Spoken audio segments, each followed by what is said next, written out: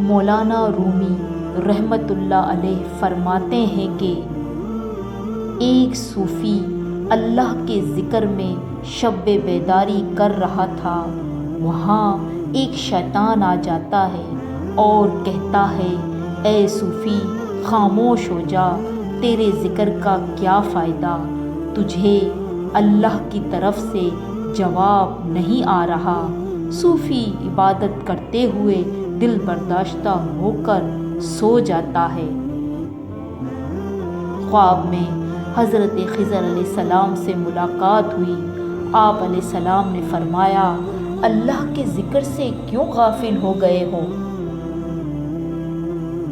صوفی کہنے لگا، اللہ کی طرف سے جواب نہیں آ رہا، اس لیے میں نے ذکر الہی چھوڑ دیا۔